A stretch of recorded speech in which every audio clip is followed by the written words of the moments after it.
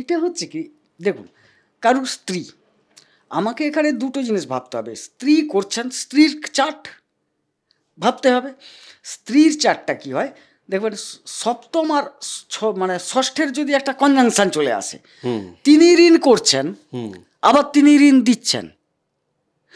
এবারে গ্রুপ থেকে তিনি নিচ্ছেন, তার মানে তার নামে লেখা হলো, তিনি আবার তার হাজবেন্ডকে দিচ্ছেন, কি ভাইকে দিচ্ছেন, কি অন্যান্য পাড়ার কাউকেও দিতে পারেন। তো একদম তিনি ঋণ নিচ্ছেন, তিনি ঋণ দিচ্ছেন। মজার খেলা, আমি 1 মাস আগে এই ক্লায়েন্ট পেয়েছি। কারোর একজনের ইচ্ছে হয়েছে যে না বাড়িতে একটা ফ্রিজ থাকা দরকার, আরেকজনের ইচ্ছে হয়েছে যে না ফ্রিজের কি দরকার, ফ্রিজের খাবার দাবার ভালো না। এবার একজন যখন ফ্রিজের খাবার দাবার ভালো না বলছে, আর যে একদম ফ্রিজ নেবে বলে মন বানিয়ে নিয়েছে, সে বলছে যে তুমি কিনে দেবে না বলেই তুমি খাবার দাবার ভালো না বলছো, তাহলে এত বাড়িতে কেন আছে? এত লোক তো ঋণগ্রস্ত অবস্থায়, তা আপনি তাদের দলে নাম লেখাতে চাইছেন কি? এটা যখন তার অপোজিট কেউ তাকে বলছে, তার পার্টনার যখন তাকে বলছে, এই নিয়ে বাক বিতণ্ডা। এবার সেই কাহিনী ফেসবুকে লেখালেখি চলছে, আমাকে উনি এটা দেন না, আমার প্রত্যেকটা ইচ্ছায় উনি বাধা তৈরি করেন, আমি যেন এখানে মরে বেঁচে আছি, আমি যেন জেলখানায় আছি। সেখানে আবার অনেকে উস্কাচ্ছে। এবার সেই অনুযায়ী কিন্তু ওনার মোবাইলে আরও বেশি করে বিজ্ঞাপন আসছে অ্যালগোরিদমের জায়গা থেকে। মানুষের মাথা না কোথায় চেটে রেখেছে এই টেকনোলজি, ঠিক আছে? আপনি সারাদিন ফ্রিজ ফ্রিজ ফ্রিজ ফ্রিজ কোনো একটা কোম্পানির নাম নিয়ে বলবেন, দেখবেন ওখানে ফ্রিজের বিজ্ঞাপন আসবে। এই যে আমি এপিসোডে বলছি, সাপোজ আমি বলে দিচ্ছি এলজি ফ্রিজ, মেবি এলজির ফ্রিজের বিজ্ঞাপনও আপনাকে দেখিয়ে দেবে এই ভিডিওতে আপনাকে, যে আপনার এই মুহূর্তে এলজির ফ্রিজ নেওয়া উচিত, এলজির ফ্রিজ সব থেকে ভালো পৃথিবীর, মেবি বিজ্ঞাপন চালিয়ে দেবে অ্যালগোরিদম। তো যাদের ধরুন এই যে আধ্যাত্মিক মনস্ক, আধ্যাত্মিক দিকে তারা যেতে চাইছেন বা যাবেন, তা সত্ত্বেও ঋণ তাদেরকে মায়ার জালে, সংসারের কর্মের বন্ধনে তাদেরকে রেখে দিয়েছে বলে আমার মনে হচ্ছে। কিন্তু জ্যোতিষের এই জায়গা থেকে, গ্রহ নক্ষত্রের প্রভাবের জায়গা থেকে আপনি আমাকে এর একটা সলিউশন দিন, মানে তার কি কি কম্বিনেশন তাহলে আছে। একটা কথা হচ্ছে, আপনি যে প্রসঙ্গটা বাস্তবে মাইক্রোফোন সেটার উপর বলবো। অবশ্যই আপনি এটার উপরেই বলুন, এটার উপরেই আমাকে ক্ল্যারিফাই দিন। একটা কথা হচ্ছে, প্রথমে তিনি আধ্যাত্মিকতার প্রতি আকৃষ্ট হয়ে যাচ্ছেন, এটা একটা দিক ঘোরতর ভাবে। আচ্ছা, আজকের এপিসোডের শুরুতে একটা অনুরোধ আপনার কাছে আমি রাখবো। স্ক্রিনে দেখবেন একটা লেখা যাচ্ছে, মা নর্মদার যে মাহাত্ম্য কথার পিডিএফ বই বিনামূল্যে আপনারা পাবেন। তার জন্য আপনাকে যে হোয়াটসঅ্যাপ নাম্বারটা দেওয়া আছে স্ক্রিনে, ওখানে হোয়াটসঅ্যাপ করতে হবে। আপনারা প্রত্যেকে হোয়াটসঅ্যাপ করুন, এবং এই পিডিএফ বই আপনি ফ্রি অফ কস্ট, বিনামূল্যে জাস্ট পিডিএফ বইটা আপনি পাবেন আর কি। বাকিদের সাথে প্লিজ আপনি শেয়ার করবেন। মায়ের কর্মী হিসাবে, মায়ের সন্তান হিসাবে আমরা সবাই একটু করি। আজকের এপিসোডে আপনাদের কাছে আমার এটা বিশেষভাবে অনুরোধ থাকছে। আসুন আজকের মূল এপিসোড শুরু করা যাক। নমস্কার, নর্মদে হার, শিবকুণ্ডা মা নর্মদাকে প্রণাম জানিয়ে আজকের এই এপিসোড শুরু হচ্ছে। বৃশ্চিক রাশি এবং বৃশ্চিক লগ্নের যারা মানুষজন আজকের এই এপিসোড দেখছেন, আপনাদের কাছে একটা বক্তব্য আমি রাখতে চাইছি। সেটা হচ্ছে যে এই যে এই এপিসোড শুধু আপনি দেখবেন এমনটা কিন্তু নয়। অন্যান্য রাশি লগ্নের এই ঋণের জায়গা থেকে যে এপিসোডগুলো আছে, সেই জায়গাগুলো আপনাকে আমি দেখার জন্য অনুরোধ জানাবো। এই কারণে যে আপনার রাশি লগ্ন মিলছে না বলে দেখবেন না, না, আমরা ঋণ নিয়ে যদি কথা বলতে থাকি, মানুষের জীবনে কত প্রকারের ঋণ হয়, কতভাবে মানুষ ঋণগ্রস্ত হয়, এই জায়গাটা নিয়ে যদি আলোচনা করি তাহলে কয়েকশো ঘন্টার আলোচনা করতে হয়। মানে আজকের এপিসোড কয়েকশো ঘন্টা করতে হবে। আমরা আজকে তো এই এপিসোডের পরিসরে দেখা যাবে 20 minute, 25 minute, 30 minute, maximum 40 minute, জানি না কত মিনিট আলোচনা যাবে আমাদের। বাকি যে আলোচনাগুলো আপনি দেখলে আপনি জীবনের নানান আঙ্গিক খুঁজে পাবেন যে আচ্ছা এইভাবেও ঋণ হয়ে যায়, এইভাবেও ঋণের প্যাঁচে আমরা পড়ে যাই। ঋণ কেন দেয় মানুষকে? আমি বৃশ্চিক লগ্ন, বৃশ্চিক রাশির জায়গা থেকে আমি প্রথম যে বিষয়টা আপনার কাছে রাখবো, আমার একজন পরিচিত ব্যক্তি, তিনি একজন ভদ্রমহিলা, তিনি যে বিজনেস করেন, সেই বিজনেসের পরিসর যেটা, তার যেটা বহর যেটা, সেটা কিন্তু বেশ বড়। আচ্ছা, ঘটনা হচ্ছে তার আয় রোজগারের জায়গাটাও যদি দেখা যায়, সেটাও তাহলে বিশাল। আমি যে প্যারামিটারটা যোগ করছি সেটা হচ্ছে যে তিনি প্রচণ্ডভাবে ঈশ্বরমুখী ব্যক্তি, মহিলা তিনি। যারা আধ্যাত্মিক জার্নির মধ্যে আছেন, আপনি তাদের জীবনে ঋণ কেন আসে আর সেই ঋণের পরিমাণ কতটুকু হলে কেন এলো, বড় পরিমাণ কেন এলো, আসলে সেখানে উদ্দেশ্য কি আছে, এইসব নিয়ে কথা বলবো। পাশাপাশি এই আলোচনাও থাকবে আপনার জীবনে যে ঋণগ্রস্ত অবস্থায় আপনি আছেন, এই ঋণ থেকে আপনি মুক্তি পাবেন কিভাবে, সেটা নিয়েও কিন্তু কথা বলবো অন্যান্য প্রেক্ষাপটে। আমি আধ্যাত্মিকতা দিয়ে শুরু করছি কেবলমাত্র। আধ্যাত্মিক মনস্ক এই ভদ্রমহিলা, তার জীবনে ঋণের পরিমাণ প্রায় 1 কোটি টাকা। বাহ। এবং এই ঋণটা তৈরি হয়েছে কিন্তু ভাইয়ের বিজনেসকে দাঁড় করাতে গিয়ে এবং নিজের বিজনেসকে দাঁড় করাতে গিয়ে। আসলে ওনার নিজের বিজনেসটাও পরবর্তীতে ভাইয়ের বিজনেস হবে, উনি সেটা নিজেও জানেন, কেননা উনি সাংসারিক জীবনের থাকবেন না, ওনার মোটামুটি আফটার 50 উনি থাকবেন না, সেইটাও উনি স্থির করে নিয়েছেন যে আমি যাওয়ার সময় এই ব্যবসাটা আমি ভাইকে দিয়ে যাব। ভাই এখন আলাদা একটা বিজনেস করছেন, উনিও আলাদা করছেন, কিন্তু ওনার বিজনেসটাও ভাইকে দিয়ে যাবেন, অথচ উনি ওনার বিজনেসেও ঋণ করছেন। ভাইয়ের বিজনেসের জায়গা থেকে, ঋণের জায়গা থেকে উনিও গ্যারেন্টার হচ্ছেন। আচ্ছা। তাহলে জীবনে দ্বন্দ্ব দেখুন। একদিকে এই সংসার জীবন থেকে পালাই অবস্থা মনের ভেতর, এবং ওনার যিনি গুরু, স্বপ্নে উনি দীক্ষা পেয়েছেন, ওনার যিনি গুরু, আমি এখানে নাম নেব না, নিলে তো সবাই মাথায় হাত দেবেন, ওনার যিনি গুরু। ঘটনা হচ্ছে যে উনি একটা সময় আমার সাথে যোগাযোগ করেছেন, তো যোগাযোগ করে আমাকে বলছেন যে আচ্ছা আমার জীবনে এই ইভেন্ট কেন হচ্ছে। বিলিভ মি, আমি তখন ওনাকে মানে কি বলবো আমি খুঁজে পাচ্ছি না। আমি বললাম আপনি হঠাৎ আমাকে কেন এই প্রশ্ন করছেন? মানে তখন জ্যোতিষের এই সমস্ত প্যারামিটার শুরু হয়নি, জ্যোতিষের এই প্রোগ্রামও শুরু হয়নি, এই তো 24 থেকে আমি করছি। তো আমি বললাম দেখুন আপনাকে আমি কি উত্তর দেবো জানি না, তবে আমার জানা নেই, মানে আমার জ্ঞান নেই এতটা যে আমি আপনাকে উত্তর দিতে পারি। উনি আমাকে বলছেন না, আপনি আমাকে উত্তর দেবেন এবং আপনি আমার কাছে উত্তরদাতা, সেই খবরটাও আমার কাছে আছে। আইলাম জানি না, তাহলে আমার এখনো পর্যন্ত সেই সামর্থ্য নেই। ওই সময় আমি ওনাকে বলেছিলাম যে আমার এখনো মধ্যে সেই সামর্থ্য তৈরি হয়নি, জানি না আমি আপনাকে কবে সামর্থ্যবান হতে পারবো এবং কিভাবে হতে পারবোও জানি না। তো মানে বিড়ম্বনার একটা জায়গা। তো যাদের ধরুন এই যে আধ্যাত্মিক মনস্ক, আধ্যাত্মিক দিকে তারা যেতে চাইছেন বা যাবেন, তা সত্ত্বেও ঋণ তাদেরকে মায়ার জালে, সংসারের কর্মের বন্ধনে তাদেরকে রেখে দিয়েছে বলে আমার মনে হচ্ছে। কিন্তু জ্যোতিষের এই জায়গা থেকে, গ্রহ নক্ষত্রের প্রভাবের জায়গা থেকে আপনি আমাকে এর একটা সলিউশন দিন, মানে তার কি কি কম্বিনেশন তাহলে আছে। একটা কথা হচ্ছে আপনি যে প্রসঙ্গটা বাস্তবে মাইক্রোফোন সেটার উপর বলবো। অবশ্যই আপনি এটার উপরেই বলুন, এটার উপরেই আমাকে ক্ল্যারিফাই দিন। একটা কথা হচ্ছে প্রথমে তিনি আধ্যাত্মিকতার প্রতি আকৃষ্ট হয়ে যাচ্ছেন, এটা একটা দিক ঘোরতর ভাবে। আচ্ছা, আধ্যাত্মিকতার ব্যাপারটা মূলত কিন্তু একটা দ্বাদশ জায়গাকে বিবেচনা করতে হয়, দ্বাদস্থল, এবং সাথে দেখুন ধর্মস্থল নবম স্থল, এবং একটা গুরুর কানেকশন। আপনি গুরু বলছিলেন, যেখানে গুরু সেখানেই ধর্মটা বিবেচনা করা হচ্ছে, তাই নবমের সাথে দ্বাদশের কিছু একটা কানেকশন আছে। সেই কানেকশনটা কি আছে? হ্যাঁ, অবশ্যই দুটো জায়গায় শুভ গ্রহ বসে গেছে, কথাটা বুঝলেন। হয়তো দেখা গেল এই লগ্নপতি, উনার লগ্নপতি নবমে গেলেন, দিয়ে দ্বাদশে দৃষ্টি দান করলেন যাওয়ার জন্য। দৃষ্টি মানে ওই পথ আমি দেখতে পাচ্ছি, ওই পথে যাব, এই যে স্থির, সেই স্থির সিদ্ধান্তে তিনি পৌঁছে গেছেন মানসিকভাবে। এবার শুধু জার্নিটা হয়তো বাকি আছে, কিন্তু তার লক্ষ্য তো পৌঁছে গেছে। অর্থাৎ নবমী বসে লক্ষ্যটা ওই জায়গায়, ধর্মস্থানে বসে, এবং পথটাও কে দেখাচ্ছেন? গুরুই দেখাচ্ছেন। সুতরাং তিনি ওই জায়গায় এক নয় এককালে পৌঁছবেন।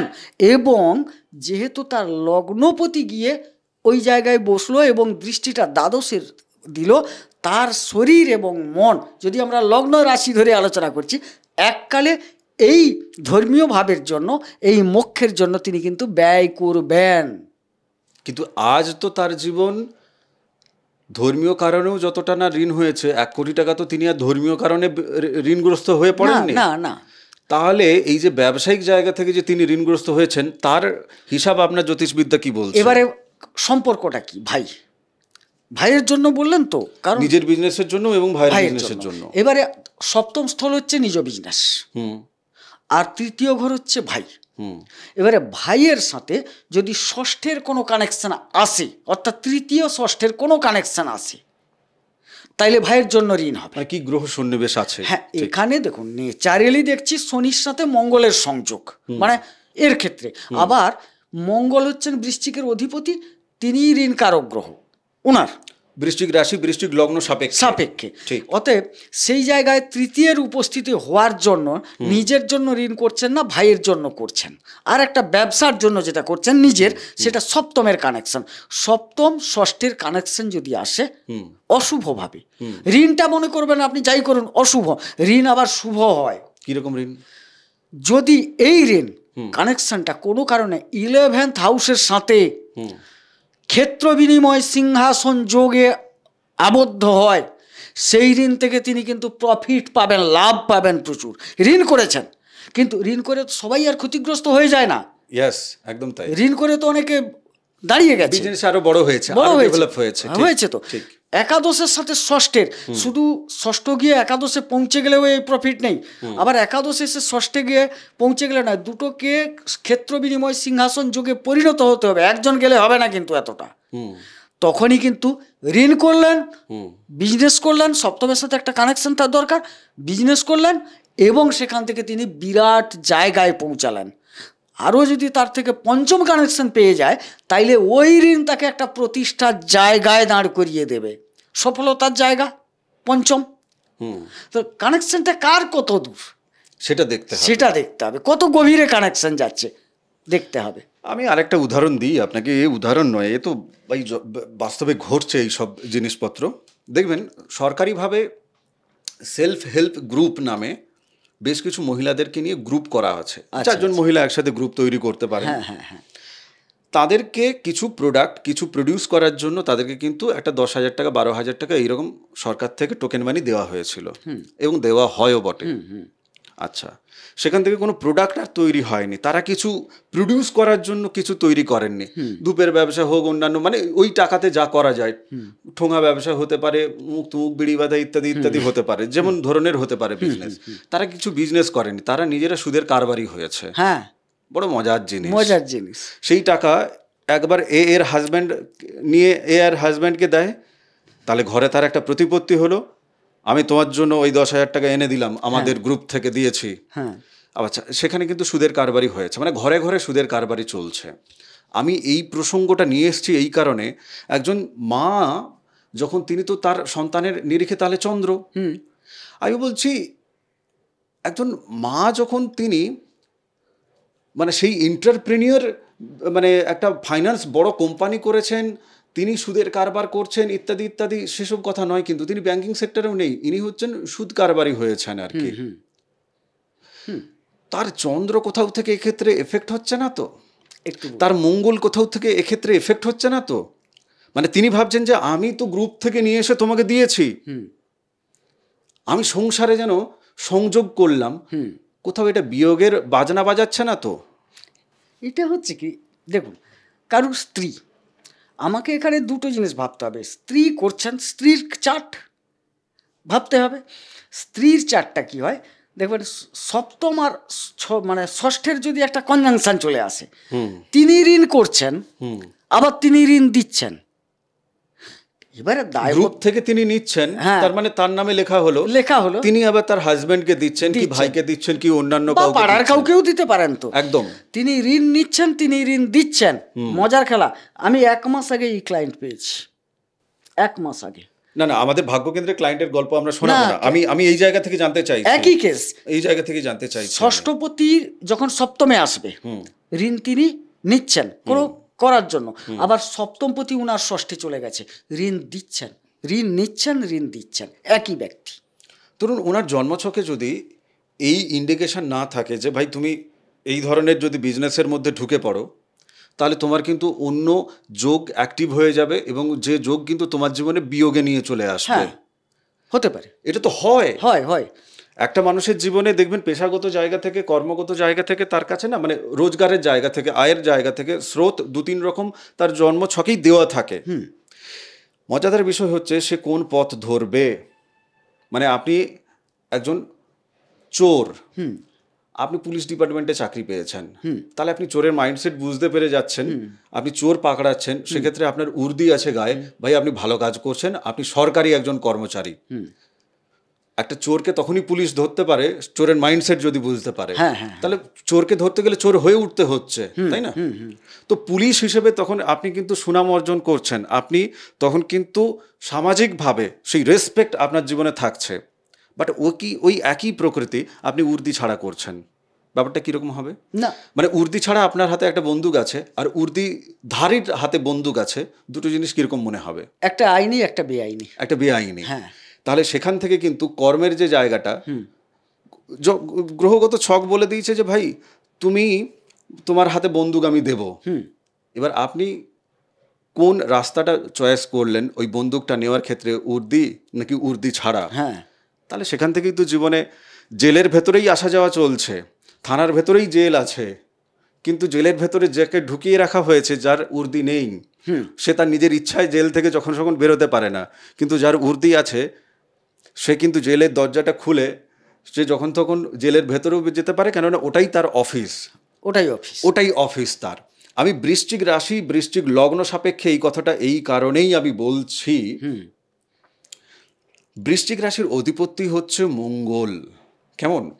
তো এখানে প্রশাসনিক একটা জায়গা, একটু রক্ত গরমের একটা জায়গা, এই জায়গাগুলো আছে অবশ্যই। কোথাও থেকে না এই রক্ত গরম ঋণের দিকে নিয়ে যায়, জীবনে বহু রকম ঋণ হয়। আমি আর্থিক একদম সোজা সাপটা যদি আর্থিক ঋণের জায়গা যদি বলি, সেই আর্থিক ঋণের জায়গায় নিয়ে গিয়ে ওই গরম রক্তকে কিন্তু ঠান্ডা বানিয়ে দেয়, মানে এতটা ঠান্ডা বানিয়ে দেবে সুইসাইড করা ছাড়া আর কোনো উপায় থাকে না। ওনারা ঋণে পরাক্রমী, মানে সাহস আছে তো, ঋণ করতে গেলেও ওনারা ভয় করেন না। হ্যাঁ হয়ে যাবে, হ্যাঁ পেয়ে যাব, কোত্থেকে আসবে কোত্থেকে পাবেন সেটা তো পরে ভাববেন। এই যে একটা হিম্মত, হ্যাঁ কত লাগবে, এত লাখ, সে আমি করে নেব, সার্ভিস করেন কিংবা অন্যান্য বড় ব্যবসা করেন, পরাক্রমী লোক বড় ঋণ করে নিলেন, করে নেওয়ার পর যে গল্পটা দাঁড়ায় সেটা একরকম। ছোট্ট গল্পের আকারে বলতে হবে, না হলে বোঝাতে পারবো না। আপনি উদাহরণ দিন না। ধরুন আষাঢ় মাস, শ্রাবণ মাস, যখন কেউ ঋণ নেয়, একটা নদীর সাথে আমি তুলনা করছি, ঋণ নিচ্ছে তখন কিন্তু সে ভর্তি তৎকালীন সময়ে। আপাতত 6 মাস 10 লক্ষ টাকা ঋণ নিলাম, তার মানে আমার ভর্তি। যেরকম নদী আষাঢ় শ্রাবণে ভর্তি হয়ে যায়, বোঝালাম? ঠিক যখনই ভর্তি হয় বন্যা তৈরি হয়, দুকুল কিন্তু সে নিজে ভাঙে, কেউ ভাঙতে আসে না কোদাল কুড়ুল নিয়ে। আয় এবং ব্যয়ের জায়গাটা, কুলগুলো ভাঙলো আস্তে আস্তে, क्या बात है। তারপর সেই নদীর জল এককালে তো শুকাবে, কারণ এই অর্জিত যে টাকাটা পেয়েছেন ঋণের টাকাটা, সেটা তো এককালীন খরচ হবে। বাঁধ ভাঙা মানে নদী তার মর্যাদার বাইরে গেল, এবং সেই মর্যাদার বাইরে যাওয়ার সঙ্গে সঙ্গে তার যে মানে যা তার সম্পদ ছিল, খালে বিলে নালায় কোথায় না কোথায় তাকে বইয়ে দিলেন, গেল যাবে, কারণ টাকাটা আছে, চলে গেল। তারপর যখন দেখলো শুকিয়ে যাচ্ছে, একটা টাইমে তো নদী শুকাবে, মানে ওই টাকাটা কমলো, তখনই হাপিত্তেশ করবে যে আমি আমার নিজের নাব্যতা আমি নিজে কমিয়ে ফেলেছি, এখন তার কি ব্যাপার, ওই ঋণের জন্য কোত্থেকে দেবো, কিভাবে দেবো, মানুষজনের অপমান, অফিসের তারা, ব্যাংক থেকে তার নোটিশ, এটাই তাকে ভুগতে হবে। পরাক্রমতা তখন আর থাকবে না, থাকতে পারে না, কারণ যখন নিয়েছিলেন তখন দেখা গেছিল তার একটা দশাও সাপোর্ট করেছিল, মনের জোর ছিল, নিয়েছিলেন। পরে দশা অন্তর্দশা পরিবর্তন হয়ে গেছে, নাব্যতা কমে গেছে, অর্থাৎ টাকা তো নেই, এবার নদী শুকিয়ে গেছে, পরে এক ফোঁটা জলের জন্য তাকে কিন্তু হাপিত্তেশ করতে হয়। আমি এই জায়গায় আরেকটা কথা আপনাকে প্রশ্ন করি।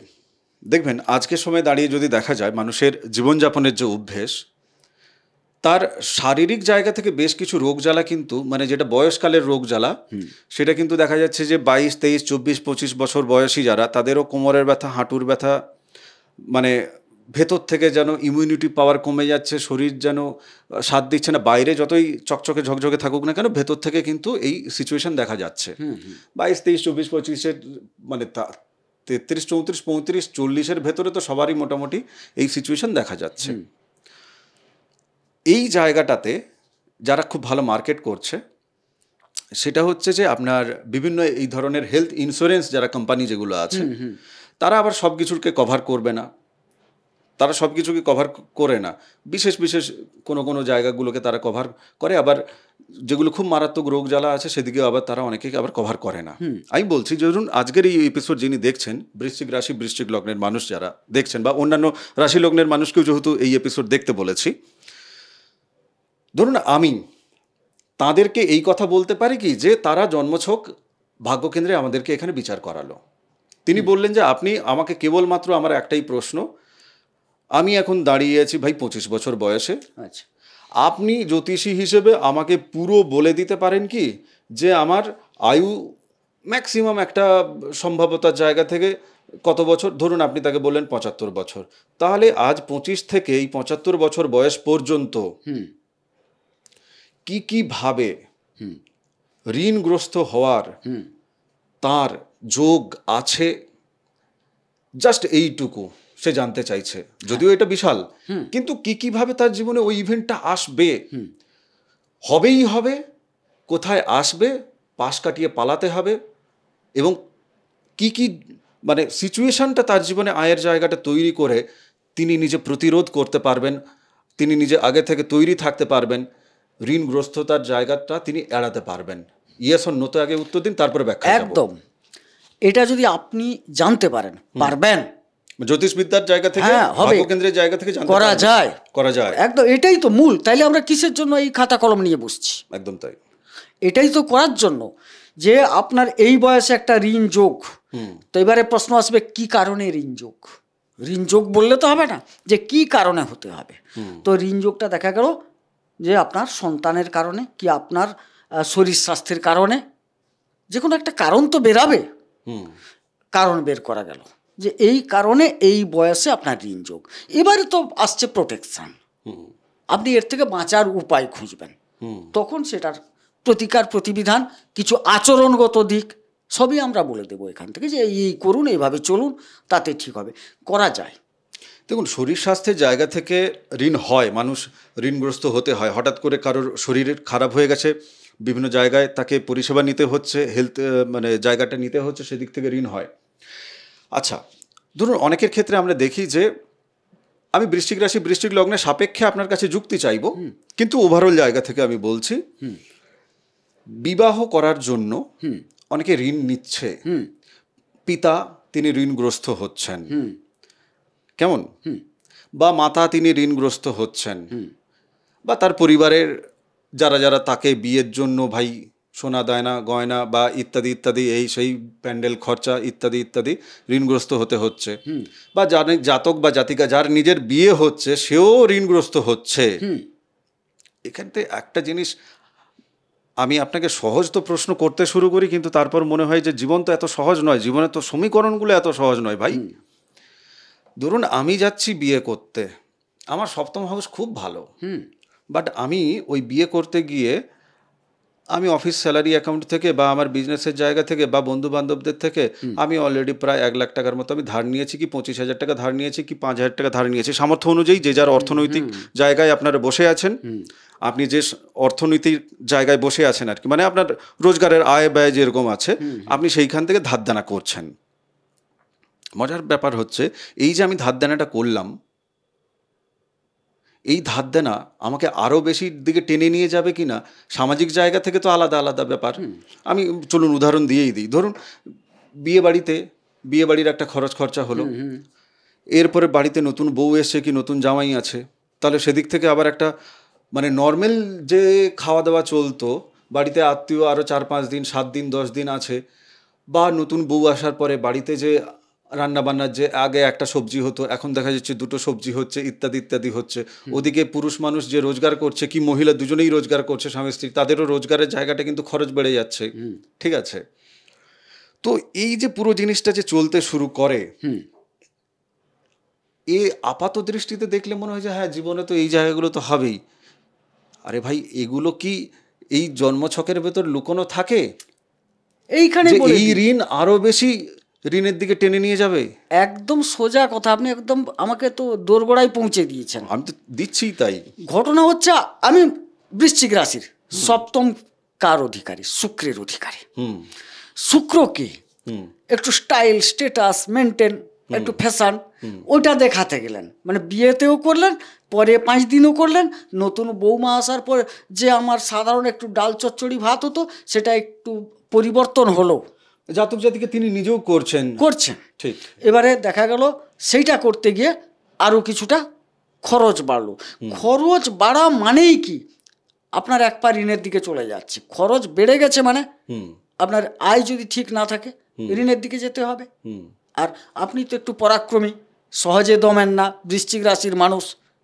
হ্যাঁ, আমি হেরে যাব তা তো নয়, দেখাতে হবে, করতে হবে, এটা প্রয়োজন আছে। যতটা প্রয়োজন আপনি আরও বেশি সেটাকে দেখান। হ্যাঁ, যেহেতু আপনার পরাক্রম আছে, এই করতে গিয়ে ঋণটা খুঁজে পাওয়া যাবে। এবং ঋণটা যদি আমরা খুঁজে পাই যে কি কারণে ঋণ হচ্ছে উনার, এবার সেখান থেকে ইন্ডিকেশনটা আছে, সেখান থেকে আমরা প্রতিরোধ, প্রতিশোধ ইত্যাদি জায়গাটাও খুঁজে পেতে পারি। আর যদি আগে থেকে কেউ দেখান, সেক্ষেত্রে যেরকম করোনার ভ্যাকসিন, আগে থেকে আমরা চেষ্টা করি ওনাকে ভ্যাকসিন দেওয়ার বিভিন্নভাবে। হ্যাঁ, বিভিন্নভাবে প্রতিকার, যে কেবলমাত্র কবচ, স্টোন ইত্যাদি বলছি না। আপনার ভ্যাকসিন এখান থেকে এই প্রদীপবাবুর মুখ থেকে বেরিয়ে যাবে, এই এই নিয়ম নীতি আপনি পালন করুন, তাতে আপনি ভালো থাকবেন। আপনি তো বলেন, যার জন্য জোর গলায় বললাম যে এটাও কিন্তু একটা ভ্যাকসিন। না, আমি চেষ্টা করি, আমি এপিসোডের মধ্যে যেটা চেষ্টা করি যে দেখুন, মানে আমি এটাও জানি যে জ্ঞান দেওয়া অনেক সহজ, জীবনে পালন করা অনেক কঠিন। ঠিক, কিন্তু আমি চেষ্টা করি যে কোথাও থেকে যদি একটু ঘোর কাটানো যায়, আপনাকে ভাবানোর চেষ্টা করি যে একবার ভেবে দেখুন এইভাবেও করা যায় কি না। আমি এমন অনেক সম্পর্ক নষ্ট হতে দেখেছি, প্রেমের সম্পর্ক নষ্ট হয়েছে এই ঋণের জায়গা থেকে। আজকের এপিসোডে বলছি, তিনি যদি দেখেন তিনি বুঝতে পারবেন তার জীবনের কাহিনী বলছে। খুব ক্লোজ তার সাথে আমার সম্পর্ক। প্রেম করার পর সে তার অপোজিট, আমি মেল ফিমেল কিছু ইন্ডিকেট করছি না, সে তার অপোজিটকে টাকা দিয়েছে এবং সেই টাকা সে আর ফেরত পাচ্ছে না তার টাইমে। মানে তার ফেরত পাওয়ার আকাঙ্ক্ষা যতটা না ছিল, তার থেকে বেশি দেখাচ্ছিল যে ঠিক আছে তোমার লাগবে, তুমি চেয়েছিলে আমি দিয়েছি, আরে আমারও এটা লাগবে এখন, তুমি আমাকে দাও। সেই সরলভাবে তার কাছ থেকে রেসপন্সটা পায়নি, তখনই গেছে দানা বেঁধে আটকে গেছে। ঠিক আছে, আবার দেখবেন এই মানে ঋণের চক্কর থেকেই কিন্তু প্রেমের সূচনাও হয়। মানে প্রেমের সূচনা থেকে ঋণ, আবার ঋণ থেকে প্রেমের সূচনা হয়ে যায়, ঋণ থেকে প্রেমের সূচনা হয়। বড় মজাদার জিনিস। ঠিক আছে, বড় মজাদার জিনিস। এমনও উদাহরণ আছে, তিনি সহযোগিতা নিচ্ছেন জাস্ট একটা সামান্য কয়েক ঘন্টার পরিচিত মানুষের কাছ থেকে। ঠিক আছে, আমার পকেটমারি হয়ে গেছে, কি আমার পার্সটা কেটে নিয়ে চলে গেছে। আচ্ছা ঠিক আছে, মানে বাসের ভাড়াটা দেওয়া দিয়ে নিয়ে, আমি একটু 90s মনে হচ্ছে যে প্রেমের গল্প বলছি, আসলে না। আচ্ছা, ঋণ থেকে সম্পর্ক আমি যেভাবে নষ্ট হওয়ার কথা বলছি, আরও আরও আরও সাংসারিক জীবনে যদি আমি ঢুকি, কারোর একজনের ইচ্ছে হয়েছে যে না বাড়িতে একটা ফ্রিজ থাকা দরকার, আরেকজনের ইচ্ছে হয়েছে যে না ফ্রিজের কি দরকার, ফ্রিজের খাওয়ার দাওয়ার ভালো না। এবার একজন যখন ফ্রিজের খাওয়ার দাওয়ার ভালো না বলছে, আর যে একদম ফ্রিজ নেবে বলে মন বানিয়ে নিয়েছে সে বলছে যে তুমি কিনে দেবে না বলেই তুমি খাওয়ার দাওয়ার ভালো না বলছো, তাহলে এত বাড়িতে কেন আছে? এত লোক তো ঋণগ্রস্ত অবস্থায়, তা আপনি তাদের দলে নাম লেখাতে চাইছেন কি? এটা যখন তার অপোজিট কেউ তাকে বলছে, তার পার্টনার যখন তাকে বলছে, এই নিয়ে বাঘ বিতণ্ডা। এবার সেই কাহিনী ফেসবুকে লেখালেখি চলছে, আমাকে উনি এটা দেন না, আমার প্রত্যেকটা ইচ্ছায় উনি বাধা তৈরি করেন, আমি যেন এখানে মরে বেঁচে আছি, আমি যেন জেলখানায় আছি। সেখানে আবার অনেকে উস্কাচ্ছে। এবার সেই অনুযায়ী কিন্তু ওনার মোবাইলে আরও বেশি করে বিজ্ঞাপন আসছে অ্যালগোরিদমের জায়গা থেকে। মানুষের মাথা না কোথায় চেটে রেখেছে এই টেকনোলজি। ঠিক আছে, আপনি সারাদিন ফ্রিজ ফ্রিজ ফ্রিজ ফ্রিজ কোনো একটা কোম্পানির নাম নিয়ে বলবেন, দেখবেন ওখানে ফ্রিজের বিজ্ঞাপন আসবে। এই যে আমি এপিসোডে বলছি, সাপোজ আমি বলে দিচ্ছি এলজি ফ্রিজ, মেবি এলজির ফ্রিজের বিজ্ঞাপনও আপনাকে দেখিয়ে দেবে এই ভিডিওতে আপনাকে, যে আপনার এই মুহূর্তে এলজির ফ্রিজ নেওয়া উচিত, এলজির ফ্রিজ সব থেকে ভালো পৃথিবীর, মেবি বিজ্ঞাপন চালিয়ে দেবে অ্যালগোরিদম। বড় ঘটনা অদ্ভুত ঘটে, জায়গা। ঘটে ঘটে পরিবারে অশান্তি চলছে, চলছে। চার পাড়া হচ্ছে এইরকম ভাবে। তো এই জায়গাগুলো থেকে ছোট ছোট ঋণ, আরে যারা বড় বড় ঋণ নিয়েছে তাদের ঋণ মুকুব হয়ে যায়, আমি তাদেরকে নিয়ে সমস্যা করছি না। যে কোটি টাকা ঋণ নিয়েছে সে আমার প্রোগ্রাম দেখবে না, আমার প্রোগ্রাম দেখবে যার 500 টাকা ঋণের জায়গা থেকে পাড়ায় মারপিট হয়ে গেছে, হাতাহাতি হয়ে গেছে, তারপরে থানায় চলে গেছে, জিডি হয়ে গেছে, মামলা মোকদ্দমা চলছে টাকা পয়সা মেটানোর জায়গা থেকে। সেই মানুষগুলোর সমস্যা আমাকে বেশি করে ছুঁয়ে যায়, কারণ তারা তাদের জীবনে কোথাও থেকে উদাসীন, আর তারা সব থেকে বেশি ভাবে যে আমাকে ফুটানি মারতে হবে। বিকজ অফ ফুটানি শব্দ বলছি আপনার গায়ে জ্বালা লাগানোর জন্য না, ভালোবাসি আপনি নিজের জীবনকে তৈরি করুন। আমিও কোথাও থেকে ওই জায়গা থেকে উঠে এসেছি, তাই দায় ফিল করছি। আপনার সাথে আরেকটা আমার মতো পার্থক্য ঘটবে। মাইকটা কাছে। আপনি বললেন ঋণ থেকে সম্পর্কের অবনতি ঘটে, হুম, ঋণ থেকে প্রেম ঘটে। আমি তো তাও বলেছি ঋণ থেকে প্রেম এই যে ঘটে। গল্পটা বললেন না, সেই সূত্রে বাসে বিপদগ্রস্ত পকেটমারি হয়ে গেছে, হুম, যে কোনো একটা ছেলে কি মেয়ে তৎকালিক একটা তাকে হেল্প করলো, ঋণ দিল, ঠিক আছে আপনার টাকাটা পরে শোধ করে দেবো। এই আচরণটাই অন্য পক্ষ প্রচুর হুম, মুগ্ধ হয়ে গেল। পরে সেখান থেকে একটু ফোন নাম্বার তো লেনদেন হলো, কারণ টাকাটা যেহেতু নিয়েছি। এইখান থেকে শুরু হতে হতে সেটা প্রেম, প্রেম থেকে পরিণয়েও পরিণত হয়েছে। এরকমও বাস্তব ঘটনা প্রচুর আছে। ঋণ থেকে সংসার নষ্টর যে উদাহরণ আমি দিয়েছি না, চলুন আরও কিছু লোকজন এখানে হাততালি দেবে আমার এই উদাহরণের জন্য। আমি ডেফিনেটলি বলছি হাততালি দেবেন আপনারা। ধরুন আপনি রামবাবু, আপনার স্ত্রী কোনো একটা অফিসে চাকরি করে, ঠিক আছে, সেই অফিসে সেখানে নারী পুরুষ মিলিয়ে ধরুন 30 জন লোক কাজকর্ম করছে, আপনার স্ত্রী সেখানে যাচ্ছে চাকরি করতে। অবশ্যই।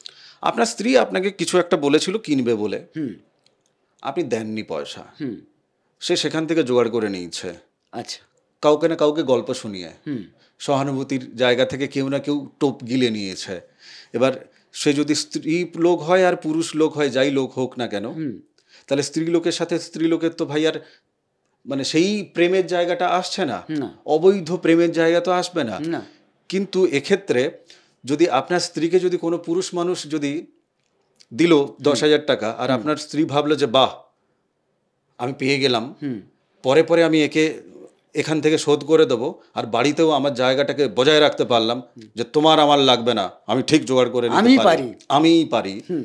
বা অপোজিটটাও যদি হয়, আপনি আপনার ওই অফিসে ধরুন, এবার আপনার স্ত্রী বাড়িতে আছে, আপনি অফিসে আছেন, আপনি যখন ওখানে অফিসে গিয়ে যখন ঋণগ্রস্ত হলেন, যে তোমার কাছে জমানো ছিল, তোমাকে বলেছিলাম, তুমি দিলে না, আমারই তো বেতন থেকে তুমি নিয়ে রেখেছো, বা তোমার বেতন থেকে আমাকে কেন দিলে না।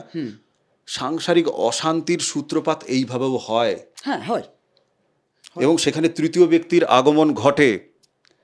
আজকের সময়ে দাঁড়িয়ে বেশি ঘটছে, কেননা আজকের সময়ে দাঁড়িয়ে মানুষ জানে যে কাকে কী করে মুরগি করতে হয়, কার থেকে সহানুভূতি কী করে আদায় করতে হয়, আর নিজের নিজের ইচ্ছা পূরণের জন্য, স্বেচ্ছাচারিতার জন্য ঋণ কোথাও থেকে না আপনার স্বেচ্ছাচারিতার যে গুণ, বদগুণ, সেটাকে আরও বেশি উস্কায় এবং সেটাকেই ইন্ডিকেট করে।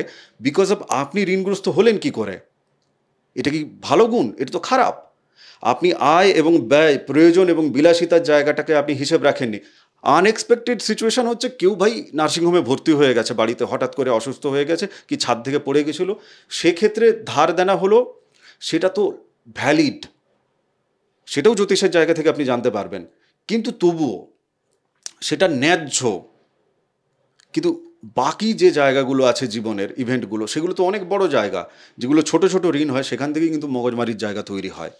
আপনি কি বলবেন এক্ষেত্রে? মানে এক্ষেত্রে ধরুন অফিসে গিয়ে কেউ ঋণ নিচ্ছে, দেন সেখান থেকে অবৈধ সম্পর্ক শুরু করছে, আপনি তাকে কি বলবেন? ম্যাক্সিমাম দেখা যায় বিলাসিতার জন্য এই ঘটনাগুলো ঘটে, বিলাসিতাটা বাড়ছে, বিলাসিতার একটা চাহিদা আলাদা, সেক্ষেত্রে দেখা যাচ্ছে তার স্বামী বা স্ত্রী সেই বিলাসিতার সাথে গা ভাসাতে নারাজ বা পারঙ্গম নয়। কেউ বলছে ভাই প্রয়োজন থেকে চলো, পারঙ্গম নয়, সেই ক্ষেত্রে কিন্তু তার সেই বিলাসিতাটাকে চরিতার্থ করতে গিয়ে তিনি কিন্তু কোনো কলিগ, কোনো জানাশোনা ব্যক্তি, কোনো পরিচিতির কাছ থেকে ধার নেওয়ার পর সেইখান থেকে যে শুরুটা হলো, সেই শুরুটা কিন্তু একটা সংসারের অশান্তি যতক্ষণ না তৈরি হয়ে যাচ্ছে তার নিষ্পত্তি পাওয়া মুশকিল। বাবান্ডার যত সময় না হবে না, তত সময় হবে না। এটাই হচ্ছে মজা। একটা সময় আমি আরও ঋণের জায়গায় কি করে যাব, পরবর্তী এপিসোডগুলোতেও আরও আলোচনা করব ধীরে ধীরে। পুরো ঋণের এই 12টা রাশিচক্রের এপিসোড পুরো দেখবেন, পুরো ঋণের সিরিজ আপনি বুঝতে পারবেন জীবনে। আগে কি হতো, আগে ধরুন একটা এই জামা ম্যানুফ্যাকচারিং কোম্পানি আর কি, টি শার্ট ম্যানুফ্যাকচারিং কোম্পানি, সে ধরুন দিনের কেবলমাত্র একটা টাইমে সে মেশিন চালাতো। আপনি এটার উপর ডকুমেন্টারি আছে, ইউটিউবে ঘাঁটবেন, নেটফ্লিক্সে ঘাঁটবেন, আপনি পেয়ে যাবেন। প্রত্যেক বছর আনইউজড জামা কাপড় ডাম্পিং স্টেশন করা হচ্ছে আফ্রিকা, উগান্ডা, এই ধরনের, ঘানা, এই ধরনের কিছু দেশগুলোতে, যেখানে যে জামাটা বিক্রি হয়নি, আপনার কাছে পৌঁছায়নি, কিন্তু প্রডিউস করা হয়েছে, তারপরেও company crore crore billion dollar তারা মুনাফা করছে। বেচার জন্য যে সমস্ত অ্যালগোরিদম, যে সমস্ত সিচুয়েশন, যে সমস্ত প্যারামিটার কাজে লাগানো হয়, দেখবেন নতুন নতুন নতুন নতুন রঙের জামা পরতে হবে। আজকের এই এপিসোড করার জন্য আমি আমার জীবনে 1 লক্ষ সাবস্ক্রাইবার হওয়া পর্যন্ত যদি দেখা যায় এই চ্যানেলে বড়জোর আমি 2 থেকে 3টে কালারের জামা কাপড় আমি ইউজ করেছি, কারণ আমার জীবনে একটা জেদ ছিল, আগে দেখনধারী নাকি গুণ বিচারী। আমি প্রথম রাস্তাটাকে ধরিনি, আমি যে দেখনধারী। আমি নিজের সাথে নিজের যে জায়গাটাকে, সেটাকে আমি রেখেছিলাম, এবং এক্ষেত্রে মা নর্মদাকেই আমি কৃতিত্ব দেব, ভোলে বাবাকেই কৃতিত্ব দেব। মা নর্মদাই এক্ষেত্রে আমাকে সেই জায়গাটাকে থাকতে মানে যেন চালনা করেছে বলে আমার বিশ্বাস। মা বলেছে, ভাই আগে গুণ, তোকে কে দেখবে। তাই আমার তপভূমি নর্মদারও এপিসোডের না প্রথম 2-3টে এপিসোড দেখবেন আমি ভিডিওতে আছি, নইলে ক্যামেরা আমার এডিট আমি করব, তো ভাই আমি ক্যামেরার সামনে বসে বসে তপভূমি নর্মদা পাঠ করব। বাট সেই 2-3টে ভিডিও থেকে সরে আমাকে অডিওতে যেতে হয়েছিল, যেখানে আর আমাকে কেউ দেখতে পাচ্ছে না। মানে আপনি এটাই বিশ্বাসী যে গুণেন পূজ্যতে লোকা রূপে কিবা প্রয়োজনম, এটাই আপনি বিশ্বাসী। অবভিয়াসলি। আবার কেউ কেউ ভাবছে প্রথমে দর্শনধারী, পরেতে গুণ বিচারী। বৃশ্চিক রাশি, বৃশ্চিক লগ্নের মানুষের এপিসোডে কেন এই কথাটা হচ্ছে তারা বুঝতে পারছে। ওরে পাগল, জীবনে ঋণ এমন একটা জায়গা না, আপনাকে ডানা মেলে উড়তে দেবে না। ওড়ার জন্য ঋণ নিলে আপনার ডানা কেটে নিয়ে চলে যাবে, রক্ত চুষে নিয়ে চলে যাবে জীবন থেকে। প্লিজ ঋণের বাইরে বেরিয়ে আসুন, এবং জ্যোতিষের জায়গা থেকে, জ্যোতিষবিদ্যার ফায়দা এখান থেকে তুলুন যদি মনে হয় আপনার। আজকের এপিসোড আমি এখানেই বিরাম দিচ্ছি। আগামী এপিসোডে আমরা কথা বলবো ঋণের পুরো 12টা সিরিজ আপনারা দেখতে থাকুন। আপনার রাশিলগ্ন যাই হোক না কেন, পুরো দেখুন, জীবনে একটা আলো জ্বলবে। আমি প্রদীপ, অন্ধকার সরিয়ে আপনার জীবনে আলো দেওয়ার চেষ্টা করছি, মা নর্মদার কৃপা মাথায় নিয়ে। মা নর্মদার যে মাহাত্ম্য কথা, তপভূমি নর্মদা, তার অডিও সিরিজও আছে এই চ্যানেলে, আপনি সেইটা শুনবেন। সিদ্ধি প্রদায়িনী মা নর্মদা। তাই আপনার জীবনে যে সংকল্প আপনি নেবেন তা সিদ্ধিতে রূপান্তরিত হবে, এটুকু আমি আপনাকে বলতে পারি আমার জীবনের অভিজ্ঞতা থেকে। আজ অন্তত এইটুকু কথা বলতে পারি। আমি জানি না আগামী জীবন আমার কি আছে, বাট এটুকু অন্তত বলতে পারি যে মা আপনার জীবনকে পরিবর্তিত করবে। আপনি এপিসোড শুনতে থাকুন। পিডিএফ বই বিনামূল্যে পাচ্ছেন। রিকোয়েস্ট করব, যারা বিনামূল্যে পিডিএফ বই নিচ্ছেন তারা যদি ফেসবুকে, ইউটিউবে আপনারা যদি ছোট ছোট 1 মিনিটের ভিডিও বানান, যে যারা পিডিএফ বই চাইছে আপনিও তাদেরকে দিতে থাকুন, ফ্রি অফ কস্ট। কেউ বেচবেন না প্লিজ, ফ্রি অফ কস্ট তাদেরকে দিতে থাকুন এই পিডিএফ বই। আপনি নিজে নিয়ে ইউটিউবে আপনি রিলস বানান, আপনি নিজেই বাকিদেরকে আপনি এই পিডিএফ বই আপনি ছড়িয়ে দিন, কোনো সমস্যা নেই। আর যারা আমার থেকে নিচ্ছেন তারাও বাকিদের, আপনার ফোনে যত নাম্বার আছে প্রতিদিন 5 জনকে পাঠান। বেশি পাঠালে আবার হোয়াটসঅ্যাপ আপনাকে ব্লক করে দেবে, দরকার নেই। প্রতিদিন 5 জনকে পাঠান। আপনি বুঝবেন যে এটাতে মায়ের কাজ করছেন আপনি, ঈশ্বরীয় কর্ম করছেন আপনি। আগামী এপিসোডে দেখা হচ্ছে। ভালো থাকুন, সুস্থ থাকুন, ভক্তির পথে থাকুন। যারা যোগাযোগ করবেন কেবলমাত্র হোয়াটসঅ্যাপ করবেন। নমস্কার। নর্মদে হর। নর্মদে হর।